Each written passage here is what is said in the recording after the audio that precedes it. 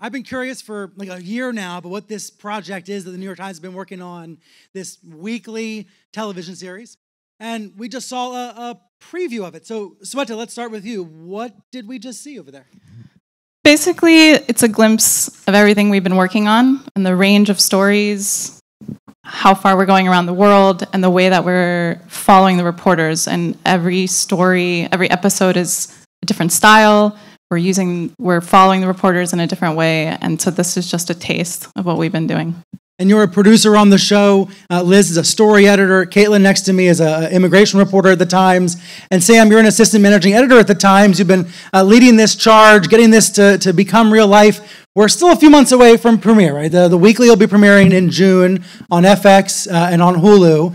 But this has really come to life. You all already have pieces, it appears, almost ready to go. So tell us what the Times is striving to create here. Yeah, I mean, the idea for the show, the New York Times publishes hundreds of stories a day, thousands of shows a week, thousands of stories a week, tens of thousands a month. And the weekly is a new team that, out of that torrent of stories, this river of journalism, reaches in and plucks one story that should be told as a 30-minute documentary film. And we're going after stories with import, but stories also that have characters and narrative trajectories and suspense. But each of these episodes should help you understand the world. That is the mission of the New York Times. The Times is not built to publish a great newspaper. That's one of the things that we do. But the mission of the Times is to help people understand the world and to seek the truth. And this television show is our latest foray into doing that in a big and ambitious way. How risky does it feel to you? How big a leap does it feel like to you? TV is really hard. This is new for us, and trying to thread a big machine like a television show through a newsroom of the ambition of ours at a time like this, when everyone in the newsroom is already running full speed after the biggest story of our lives, this is a big swing. But as you can see from there, the newsroom is fully bought in, and we have top shelf producers and editors who have come in for this project to bring this thing to life. Liz, we're talking about what the show is. Let's also say what it isn't. You know, what are you not trying to be? What are you not trying to do? Some people hear the weekly and they think, oh, it's the daily. It's the Times' incredibly successful podcast just once a week on TV. But that's not what this is, right? No, I mean, we're all big fans of The Daily and are really happy with their success, but The Weekly is striving to do something a little bit different, which is more of a narrative focus, and to really tell one long story for 30 minutes that lets you better understand the world and follow characters and see some sort of action unfolding.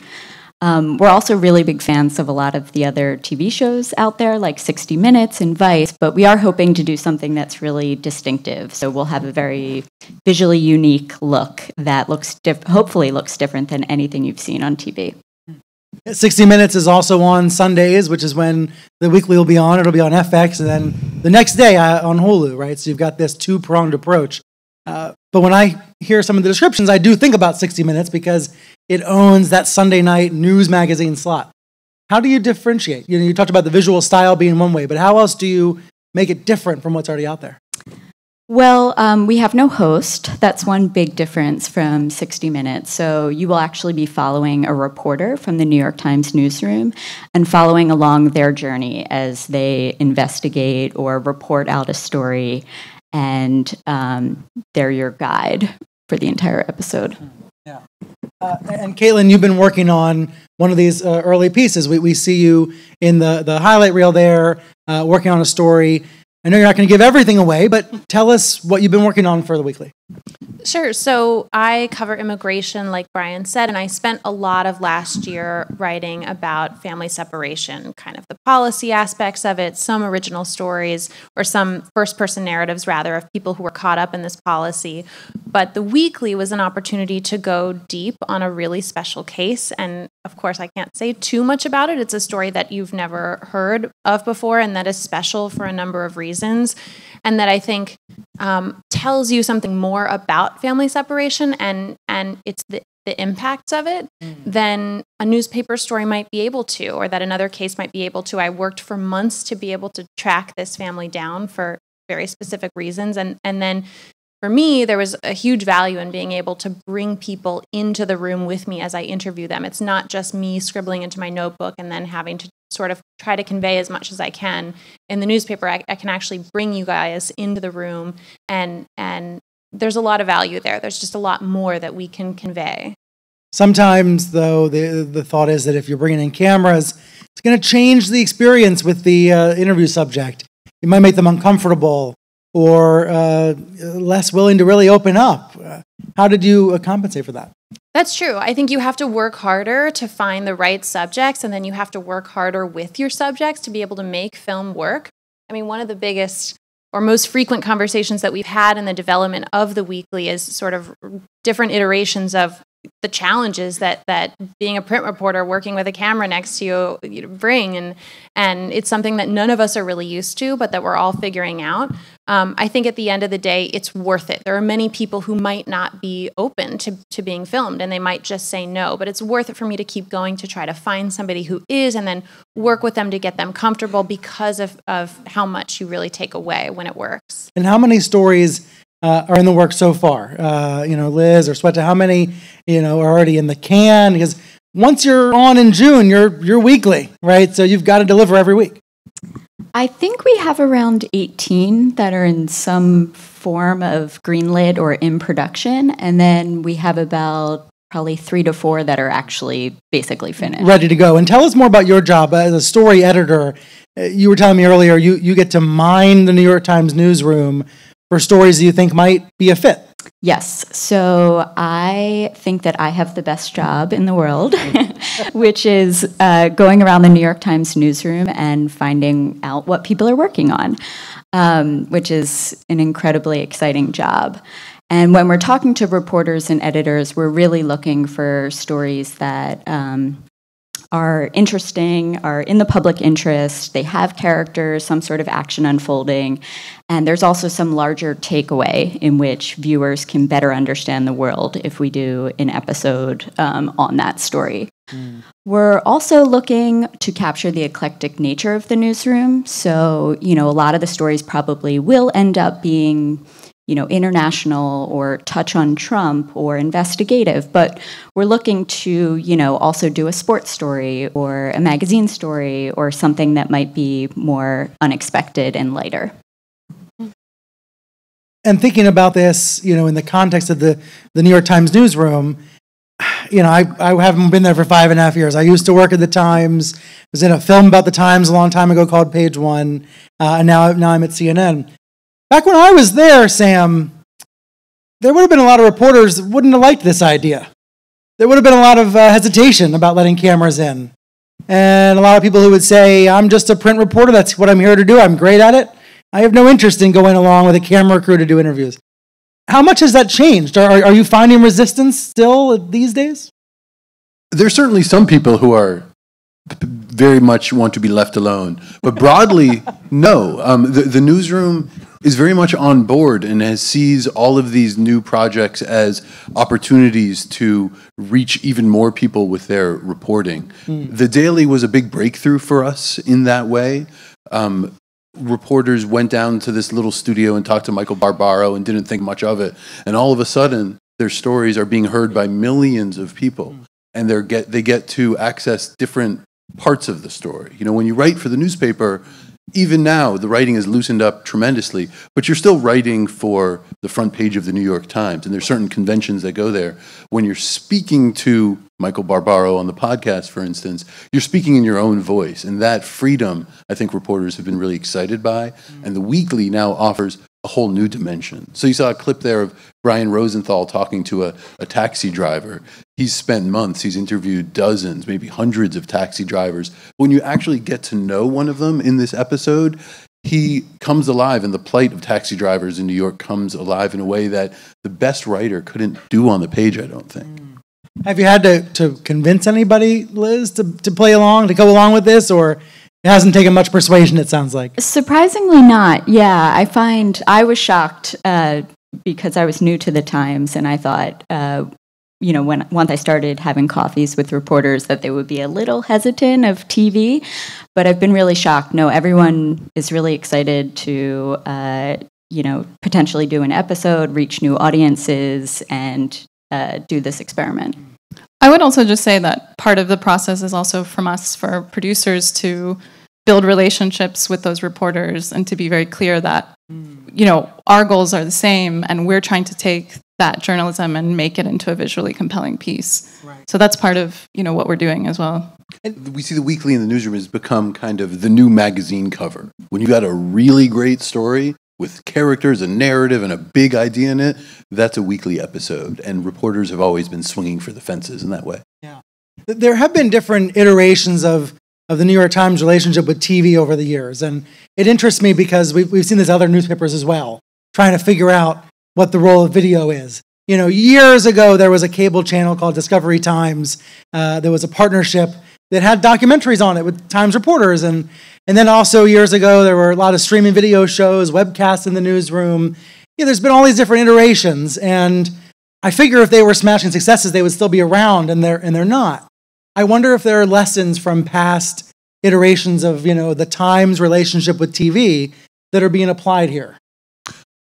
I wasn't around for this. I can't speak much to those, but we did do a lot of thinking of what kind of show we wanted this to be. Mm-hmm. And one of the things we did not want it to be was a show about New York Times reporters. Mm. We didn't want to do something about how the front page is put together, or we didn't want to film Caitlin on deadline as she's writing her story. We weren't interested in process in that way. We wanted to move past that and get to the story itself. All right, hold on. I was in a movie all about that. What are you saying?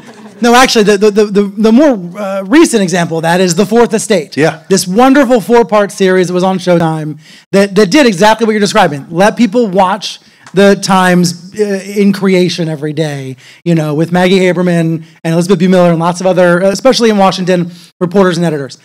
But your point is that's not the purpose of the weekly. The Fourth Estate was an important project, but that was something that filmmakers made about us.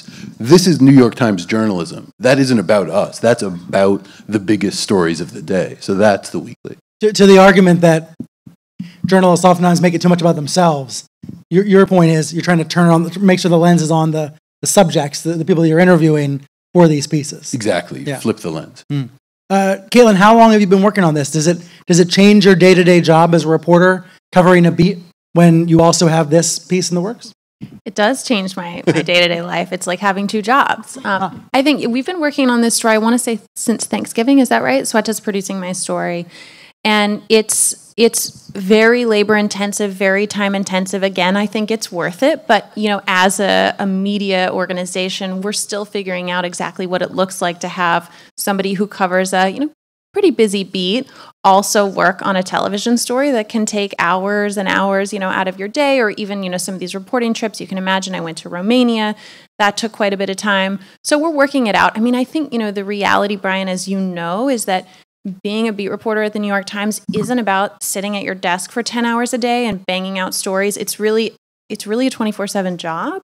And it's done not just at my desk at work, but it's done on the phone. And, I write stories on my phone. I talk to my editor while I'm in the car in Romania. So it's a juggling and a balancing act. And I think the sort of the streamlining will come as we get used to it. And you mentioned, Sweta, as you're producing your piece, we have a question from the audience saying, how many people work on each of these episodes? Can you help us with that, Sweta?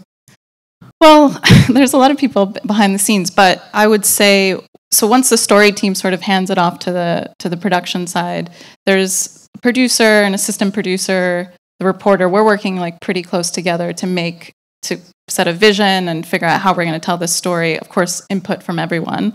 And then, in the field, we're talking about a camera person, sound, sometimes extra support, but that's sort of, in terms of crew, that's how it goes. Another question from the crowd on Slido was, how do you choose the stories, and how many have you already filmed that might not even make the air? Are there situations like that, Liz? So far, we haven't had a situation like that where we filmed an episode and it hasn't aired, though that's always a possibility. Well, you haven't premiered yet. Yeah, that's true. But I guess I'm wondering, do you end up making 60 Minutes, for example, they'll make pieces, then they'll bail on them. I mean, is that a situation you think is going to happen with this? It's always a possibility when you're making TV that, you have to change your plans because the news changes or the facts change. That being said, we're trying to be very judicious on the front end to prevent that from happening. So once we have an idea come in, we really try to vet it and bulletproof it and run it through different scenarios to prevent that sort of thing from happening. Yeah. And going back, taking a couple steps back, I mentioned, Sam, that I've been curious about this project for a while. There have been hints about it even before you cut the deal with FX and Hulu for distribution rights. How does something like this get greenlit? It must go to the top of the New York Times company that you're going to launch a TV show. Yeah. We took this really seriously. We spent months before we went to FX or to anybody piloting this show just as an idea. We partnered with the production company Left Right that we're working with pretty early on, and Left Right had a vision. They saw that this show could be something special, and we spent months working with reporters out in the field. We went to Puerto Rico after the storm. We went down to Texas. We made these kind of mini little pilot episodes just as proof of concept for us so that we could go to Dean Baquet, the top editor, and say, this is going to be a giant interruption for the newsroom, but we really think it's going to be worth it. So we spent months doing that. And then we went to FX and Hulu, and they came aboard as partners, and now we've spent months working with them on refining the vision for the show and actually making stuff. Not sure if you're going to answer this, but I'll try. Will it be profitable for the Times, thanks to the distribution deals? We can't get into the terms of it, but this is a really exciting project for us, and everybody on both sides of the house are excited about it. Yeah, I would think that at first the Daily, which now makes a huge amount of money, didn't start that way. No project starts that way. I think that's fair to say, whether it's about the Weekly or not. But with regards to the Daily, it's going to get a lot of comparisons to the Weekly. Would you say it's a spiritual connection? What is the connection, if any, between the Daily podcast and this? Yeah, I think that's exactly the right word, that spiritual connection. The Daily is a modern extension of what is the core DNA of the New York Times. Yeah. The rigor and the singular expertise of reporters is showcased every day, but it's told in a way that is completely native and also groundbreaking in the audio form. And that kind of polish and all of the production values that go into that show feel to us like the modern New York Times. And so we want the Weekly to have that same DNA, that it's got the rigor of the journalism, but it also has the polish and the cinematic look that we're going for. And a question from the audience: an advantage of the Daily, this person says, is that it happened yesterday. It's being turned around overnight. It's ready at 6 a.m. What's the turnaround time for these pieces? How quickly might you be able to turn them around, Liz, on deadline? Or is that not the goal at all ever? How does that impact your story choice when you're working longer term for this? For the most part, we're looking for longer term stories, and every story's timeline will be different, but they can take, let's say, around 3 months. So for the most part, we're looking for longer term stories. That being said, once we're on the air, I think we're very excited to try to do some breaking news, if there are wildfires that erupt or the Kavanaugh hearing or some sort of big momentous event. If we can have something distinctive and exciting to say, we want to do that, even if it means turning around an episode in, just a few days. That, again, kind of sounds like 60 Minutes. They plan months ahead, they make pieces months ahead of time, but when they get a big interview, they'll put it on right away.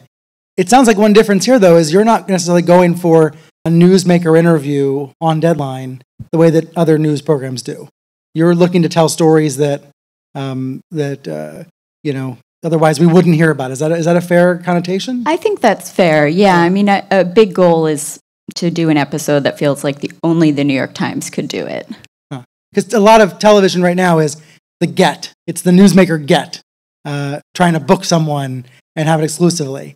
And in the reel that you presented, that's not the goal of the Daily. It's to tell a story that otherwise is not being seen and wouldn't be seen anywhere else. It's an interesting distinction in what television news can be. Yeah, for us, the get, and I don't want to put anything off the table. We'll hopefully do big landmark interviews. I doubt if somebody's kind of doing the circuit that we'd be one stop on the circuit, but we would certainly hope to have some big attention-getting interviews that make news. But I think you're right. Even more, one of the great things about the New York Times newsroom is that it puts stories on the map that nobody else knew was a story until we said so. So whether it's Harvey Weinstein or Cambridge Analytica and Facebook or on and on, those started as New York Times stories, and now they can start as weekly episodes too. A question from the audience. How do you position your show with regards to the move to shorter form content, like consuming news via Instagram stories? You know, is that a consideration in this conversation? Or when you think about short form video, you do a lot of that on nytimes.com already. That's not the mission here. Yeah, I don't think the Times has to choose. Instagram Stories is an amazing platform. We do all kinds of stuff there, and we have all kinds of videos on our website too. But what we're looking for here, and what we think people are hungry for, are the kind of immersive stories that have deep context and actually tell you something about the world. Sweta, do you have a favorite so far? Well, you're not going to pick favorites. Why would I try? No one ever likes to pick a favorite. Do you have a story that stands out to you so far that's an example of, you know, what this show can do that other shows maybe can't? Is there something like that that's worth highlighting? I mean, I guess I'll just highlight the show that I worked on with Caitlin. I mean, only because I know it so well, but I think the thing that stands out is that, you know, she spent a year doing this reporting on family separation, and she was the reporter that really broke the story of the scale of family separations that were happening. And that, to me, is a really great creative opportunity to go back and tell that story through her lens. And that summer of the family separations was so chaotic.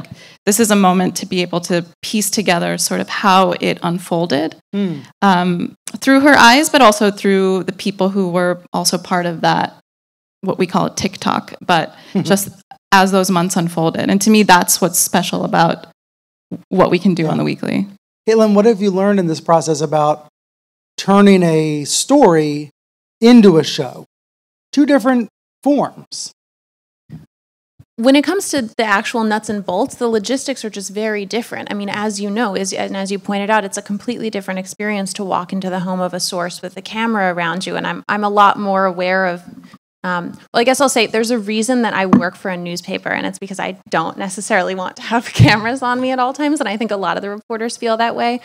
That said, we also realize that, I mean, we're very aware and eager to participate in, you know, the current media landscape in which people are getting stories in many different ways. And so it makes it a fun experience. And then I think, you know, I'm learning all kinds of new things. What are your needs in terms of sound? What are your needs in terms of visuals? And why can't I, you know, print reporters have a tendency to try to put a lot of detail and a lot of description and write these long passages, and then Sweta's there like cutting them up because, you know, you can't spend as much time as you might be able to in print.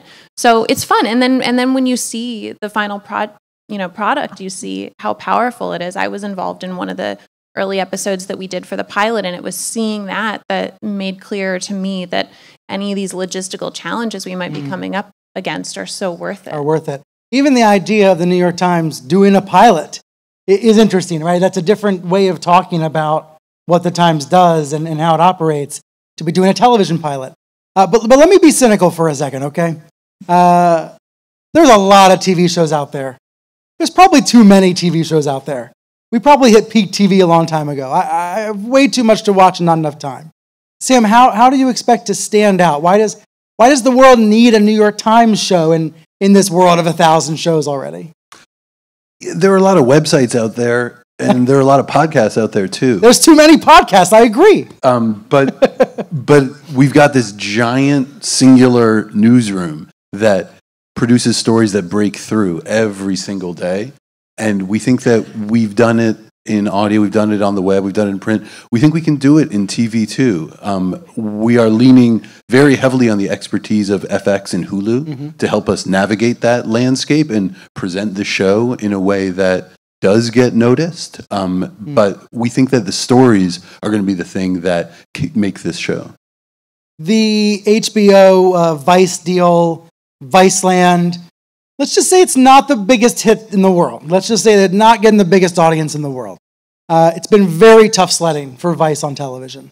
And, you know, I look at this and I wonder if it's similar, that the Times is trying to break into TV, but obviously with a very different brand. Do you reject that comparison because the brands are so different?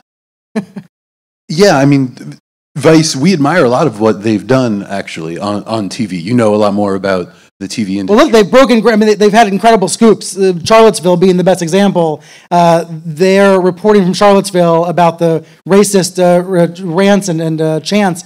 That was groundbreaking journalism. But it's just hard to break. It's so hard to break through in this cluttered media environment. So that's why I asked. It is. I mean, one of the exciting things about stepping into a new thing like this, we don't really know the rules. We don't know what rules we're breaking. We just know what makes for a good story and what makes for the most ambitious kind of journalism. And we've partnered with producers, we've hired cinematographers who can tell stories with the kind of ambition that our best writers can do in print. Yeah. And so what we're doing is just going as hard as we can after those stories, and we're eager to put it out in the world and see what happens. And Sweta, am I being too cynical about TV and there being too many shows, too much content? You've been at Al Jazeera English in the past, now working for Left Right. I mean, what do you see in terms of the marketplace appetite?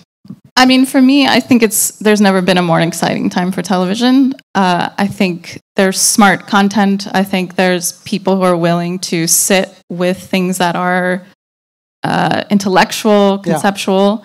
And for me, what's really exciting about this is that you're building on a print entity that has real impact in the world. And we also get to come in with this great cinematic, visual, compelling style that can marry those two things. I want to ask more about that. One of the questions we have from the audience is about the visual concept of the show. Talk us through what you're trying to make it look like. Well, every show is different, which I think is the most exciting thing for us. And it's going to depend on the story. It's going to depend on the reporter and how they're involved in that story. Sometimes, like with Caitlin, it was a large part of our story was a backstory. And that was a creative challenge to think about how do we retell this summer. Some of it is actually on-the-ground reporting and following them. And some of them is behind the scenes, what are they talking about as they're grappling with telling a story. Yeah. But all of it is high quality, high production value, cameras, multiple cameras if needed, and really making it as documentary style as possible. Yeah. It's also notable that you're streaming it on Hulu just a day after FX. It's a very, it's not unprecedented, but it's a rare deal to see this two-part distribution plan. We had a question in the audience about how it represents both cable and streaming. And I wonder if the fact that it is just as much a streaming show as a cable show, does that play into the way it looks as well? Does that play into the creation of the product? That it's a streaming show? Yeah, I mean, there is this creative explosion happening on streaming television and on cable television too. And the New York Times has to be there. We have to be telling stories in this medium where millions of people are going. And so, yeah, I think we're taking a lot of input from all of the stuff that you see on streaming that's told in new ways. But we're mostly focusing on our own look. This isn't going to look like TV news. No offense to TV news. But, I'm already offended. but we want this to really feel distinct, and I think visually it's going to. Well, I do think that one of the let's go back in time 3 years, right? We were in the middle of a presidential election. Ever since then, cable news has been all about the T word, and that's going to remain true for a while longer. And we're going to get into another election. We're going to have a Democratic primary. We're going to have debates and all of that.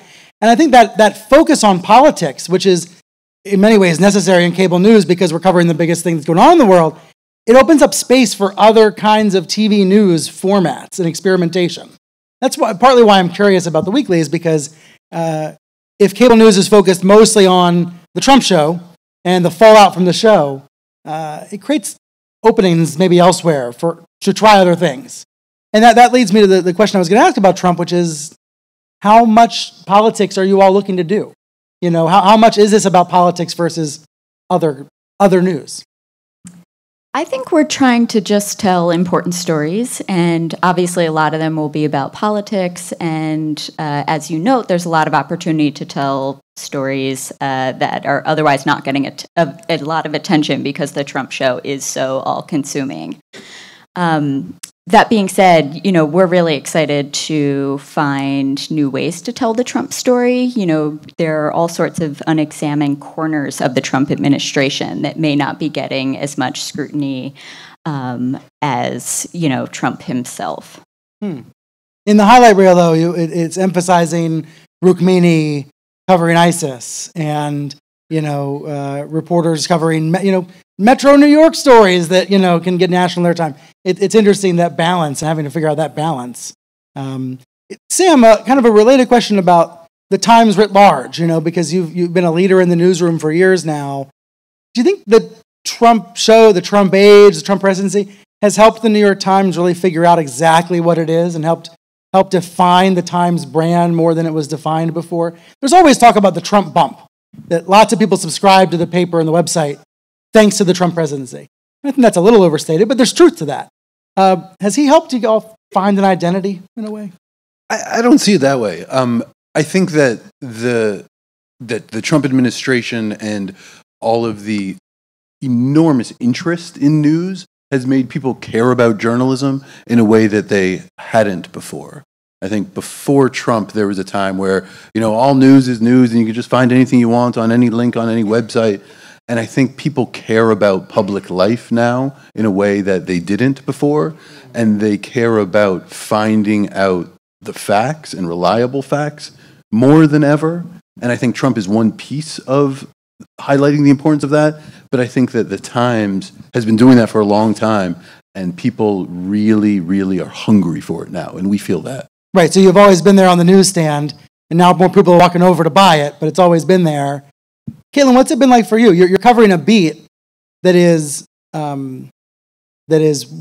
choose the word, warped, defined, by the president and his rhetoric about immigration, but it's really a beat about millions of people in their lives. So how do you view the president in that context?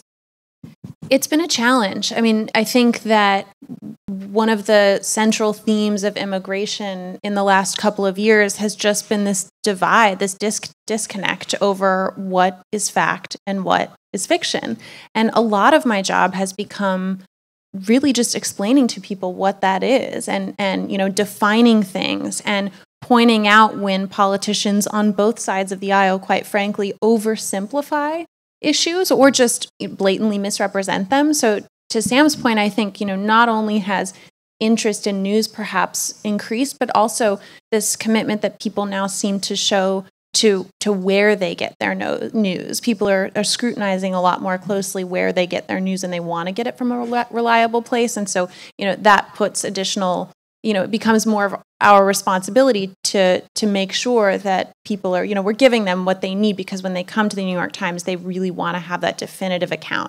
They don't want to walk away confused, and they don't want to feel like they've gotten partisan rhetoric. They want to get facts. That's a very hopeful thought here at the Star South by Southwest, that there are lots and lots and lots of people that want to know what's really going on and really want a reliable source and are not happy living in echo chambers in their partisan silos. I think you see both. All right, okay. No, but that's, when you spend a lot of time in the field working on stories.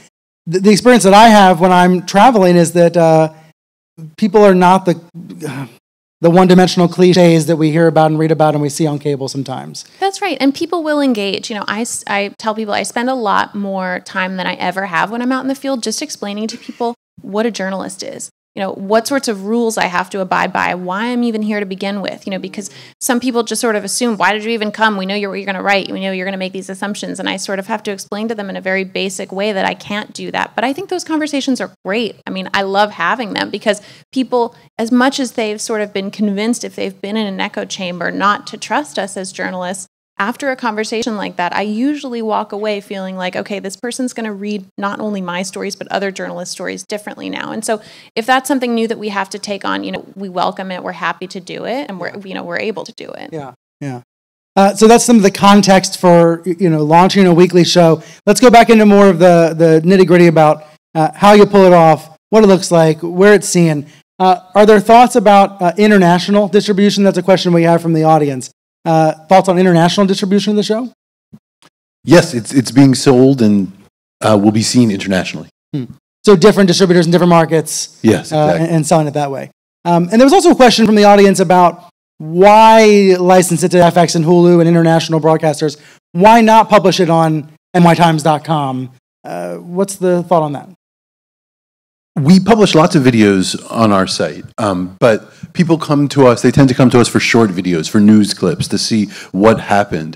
What we're making here, we wanted to be in a place where people go to expect high-end, exciting narrative shows. We wanted this to be part of that family. And so we thought we'd go where the audiences were, which is on TV and streaming. And do we have a time slot yet on Sundays? That's FX's call. Okay. All right, so you mentioned FX, and I think it's interesting to try to imagine what it's like for newspaper reporters, newspaper editors, to be working with a network on something like this. Does it ever feel, Liz, like you all have another set of editors now? That there's another editing layer because the television network's involved? I think it's been really positive. In my experience so far, FX has been, nothing but incredibly supportive, and, they have a lot of expertise in making amazing television. So I think all of their notes so far and their guidance and support has been really beneficial. But it is another set of editors in some ways, but we like editing at the Times. So we show our episode to the investigative editor and the executive editor, and they see all kinds of things. Did you ask that question? Why isn't it like this? What about that? Have you considered this? And we address that, and then we show it to FX, and they have a completely different set of questions. This interview doesn't quite land, and why is it shot that way?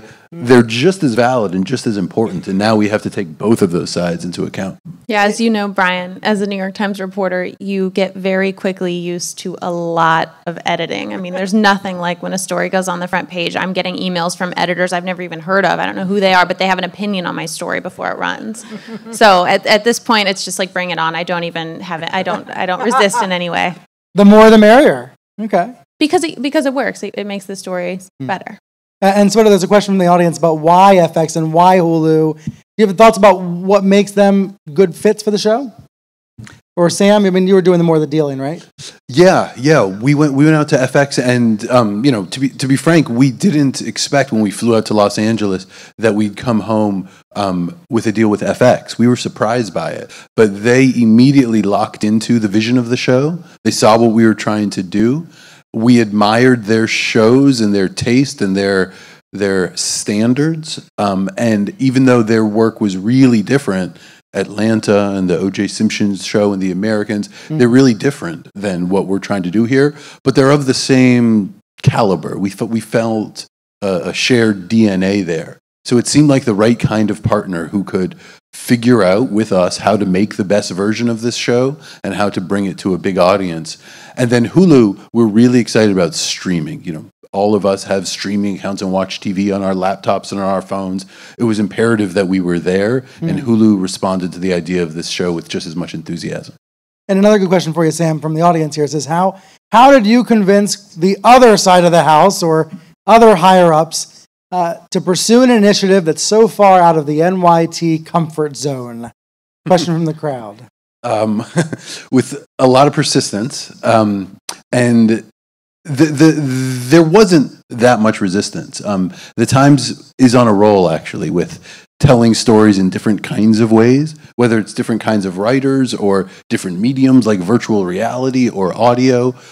Everybody on both sides of the house recognizes the opportunity to reach more and more people and sees this as journalism. Whatever medium it is, we have the same standards, we have the same DNA, we have the same reporters trying to understand and explain difficult things.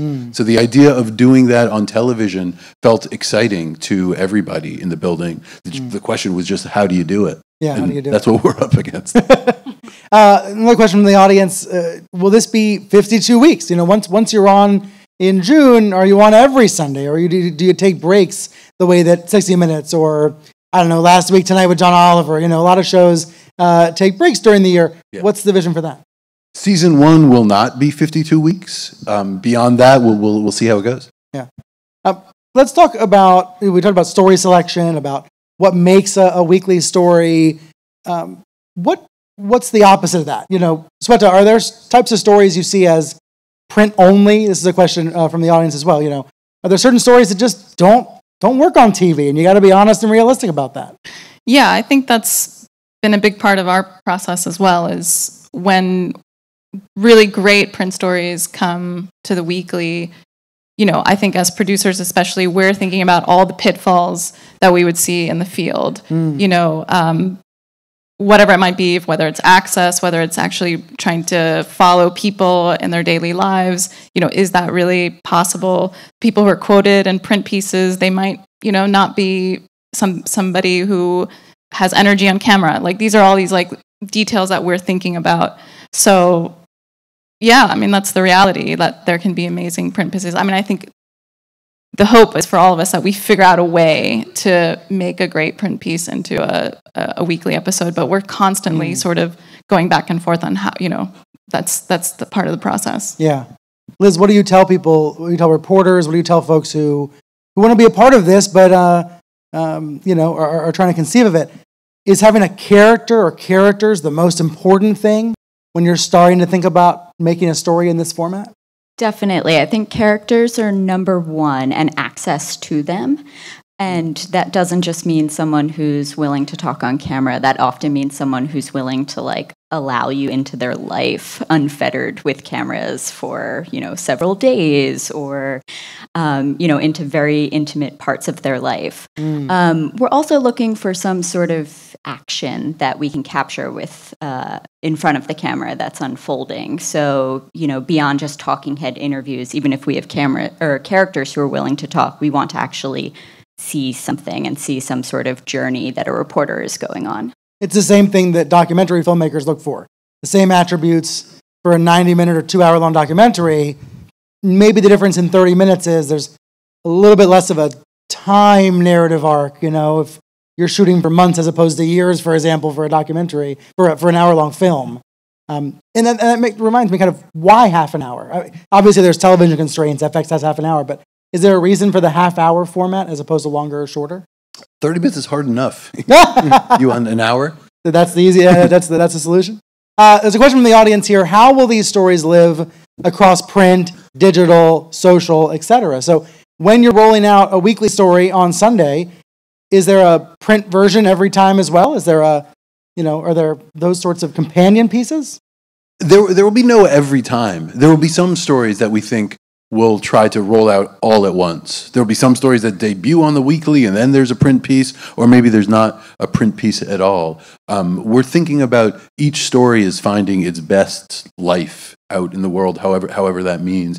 Often it'll be synchronized, but one of the things we found with the Daily is that we're reaching different audiences in different places. So we'll run a story in the magazine on Sunday, and then the Daily will run its version 5 days later. And it doesn't feel like a repeat because you're slicing different angles of it. Right. Here's an interesting question for you, Caitlin, from Ben in the audience. He says, how do reporters consider the potential celebrity effects, the side effects of being on TV, of being visible in that way? You thought about that yet? Try not to think about it. It's only one episode. When I do think about it, that's what I think of. As you were on with me on CNN a few weeks ago. Right. I hope the positive, supportive emails outnumbered the hate messages, right? They did, and as my colleagues pointed out, one thing that was really important to us about the format of the show is that it wasn't going to be, it's not a documentary about us. I don't know that my experience would have been the same if it was pitched that way. And so it's always felt like this is really, it's the equivalent of a New York Times story that would appear in the magazine or in the newspaper, the same amount of thought and consideration into the story, how we're going to frame it, who the characters are going to be. It feels much like a print story does, just, one that happens to have been filmed and where I might occasionally appear. But hopefully not too much. With that in mind, what you're saying partially answers the next question, but we'll put it up, and it's worth talking about. Is a side effect of the weekly, is it also a way to counter fake news, claims about fake news, claims that we're the enemy of the people? Is it part of the goal to show people how the news is made? I love that question. Yeah. And I think that I really hope that is the case. When you see the enormous amounts of hard work that goes into reporting, when you see Caitlin or Brian Rosenthal or Rukmini working the phones and traveling across oceans just to find out what really happened, it's really hard to say fake news or to just dismiss this. And what we're hoping to do is portray all of the rigor that goes into these stories and how we know what we know. And really, we think this is one of the most transparent projects the Times has ever done in inviting people in to understand the hard work of finding out facts. Now, if only I can get Sean Hannity to sit down and watch the show and see that the Times is not failing. All right, so a couple more questions before we wrap up, and this is one for you that might be a good Sweta. It says, there can't be too many people with experience making news narratives like this. How hard was finding the right people to work on this at scale? And that's partly where Left Right, the production company, comes in, right? Yeah, I mean, I'm lucky to be hired as one of these people. Yeah. I mean, I think I would say the production team, a lot of us come from a journalism and news background. So I consider myself first and foremost a journalist. And so all of us are approaching this, everyone that's sort of been gathered to do this production side, do really come with, like, the goal is upholding the integrity of the journalism.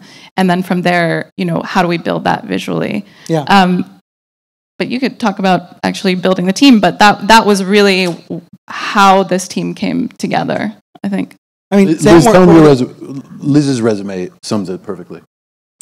Sure. So before I joined The Weekly in August, I worked at Last Week Tonight with John Oliver for 4 years as a senior news producer. And then before that, I was at ProPublica, which is an investigative reporting nonprofit.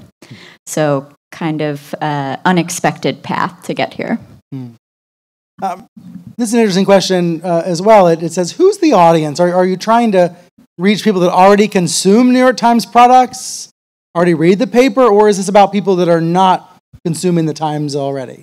Yeah, by far the most exciting part of this is reaching lots and lots of new people who wouldn't think to go to the New York Times, people who've never heard of Michael Barbaro or The Daily.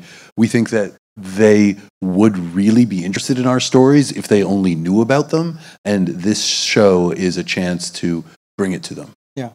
And so a couple more questions on Slido here, taking questions from the audience. Just a really basic question, because people were impressed by the trailer. It says, when will you publish a trailer or a clip of that weekly video publicly? FX has a whole plan. We trust them implicitly. All right. You can see some short clips now, right? If you go to our website, is it NewYorkTimes.com, NYTimes.com/theweekly? Very nice. Yes. You got some praise out there from the crowd. It says, this is very impressive, a media-agnostic approach to storytelling. You all deserve kudos for using your huge platform to take this approach and move news forward. I do wonder if you all expect your main print rivals to be thinking about similar projects. There's obviously, as I said earlier, already a ton of competition, including from the CNNs of the world. Do you think you're going to see the Washington Post and the LA Times and the Wall Street Journal and other outlets go and try to produce shows for Netflix and produce shows for Amazon and produce shows for HBO? Is that your guess, Sam? Yeah, I mean, I think media is moving this way. Whether you tell stories in audio or in web or in push alerts or in newsletters, I think you see every big news organization trying to figure out their voice in each of these places. And I do think television will be a part of everyone's repertoire. Right, so more to come. Yeah. A question from Steve in the audience. He says, if you had to pick a New York Times print section that a story on the weekly would cannibalize from, which would it be? Would it be the Sunday magazine? And Liz, I think that's a good question for you, but it sounds like you're cannibalizing from everywhere, from every section. That's right. Not cannibalizing. Right? Yeah, we look at it as more of a mutually beneficial relationship in which the story will run in the print section, but will, as we've been saying, reach a new audience on television. Yeah. Question here as well. It says, setting up to shoot for TV is time-consuming. Lights, camera angles, sound, reverse shots. How has that impacted the reporting in the field? I think it's about communication. I think for me and for other reporters, the process has been about understanding what the needs are. I don't know, and I actually still don't know what a reverse shot is. But when tell her what a reverse shot is. The camera's on you. Oh, okay. See, so we've done many of those.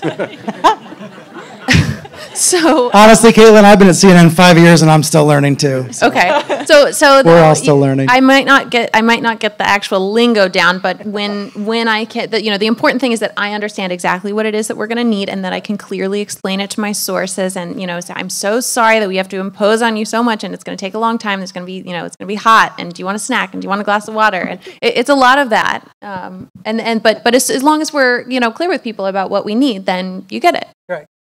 Yeah, I mean, I think it's talking through exactly how we're going to plan. Like, if it's a week of filming, so much of that is setting up and moving equipment and crew, and just like making very clear with the reporter and the people that you're going to, you're going into people's homes, just to be clear on what exactly is going to happen. And I think that's it. Michael asks, have you all had any suggestions or directives from FX that you felt would cheapen the journalism of the show if implemented? And if so, how did you respond? We've gotten zero. No, nothing like that at all. I mean, if anything, FX is pushing for this show to be hard-hitting and edgy and, as journalistically rigorous as the New York Times is. There's been nothing like that. Couple more questions before we wrap up. One says here, Caitlin, for you, as a reporter, are you also a brand ambassador? Is that a part of the job now for reporters? What is a brand ambassador? A brand ambassador shows up in trailers for TV shows, right? Apparently so. I mean, but I think the other version of that are those conversations that I said I have out in the field with sources who I interview, and they ask me, what is your job about, and what is the New York Times about, and is it really fake? And so, I think that is part of the job. It's taking a different form now, but it feels very organic and natural, and like I have a personal stake in it too, right? I'm not just on behalf of Dean Buckhay, our executive editor, explaining to people the importance of journalism. I'm doing it for myself and for my own lunch. It is incredible timing for newsrooms at the Times that are moving into new formats. As we wrap up here, there's a comment from the audience saying, what does the weekly mean for younger generations of media consumers, especially in an era when journalism feels under threat? And there are days where it does feel under threat, where the business model is obviously eroding in some cases, and when fake news lies are being spread by the most powerful people in the country. So what do you hope the weekly means to them, Sam? I hope this makes lots and lots of people who don't think they care about the news really connect with it and understand that policies that happen in far-off Washington and boring bills actually have real-life implications, and that real people who you get to meet on this show are affected by them. I always hope that there's more reporters in the world and that more of them are inspired to go into journalism. But even beyond that, if we could just find the next generation of New York Times people through this show, we'd be thrilled. And Liz, what have I not asked you about the weekly? What have we been holding back? That's always the question I ask when I'm actually doing interviews for stories, to make sure I'm not missing anything. I guess what does success look like is an interesting question, and we've talked about it in other ways up here already, but I think reaching a new audience, exposing the New York Times brand and the great reporting that the New York Times does to a new audience would really be success, in my personal opinion. Sweta? Well, I just wanted to say for that younger generation's question, I mean, I just think, you click on articles all day. I think just the idea of like going behind how that article was put together, how that reporting was done. I just hope that the weekly can shed some light on how intimate it can be, how an emotional journey it can be, not just for the reporter, but I'm just saying that story in and of itself, that it brings a different perspective to something that, you can very easily sort of click through in your phone, but that comes with a lot of hard work. So the New York Times website is the hourly, the podcast is the daily, the show is the weekly. Sam, will there be a monthly? Will there be a yearly?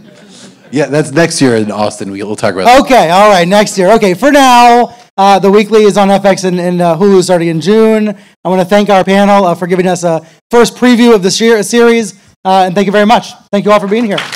Thank you to our audience.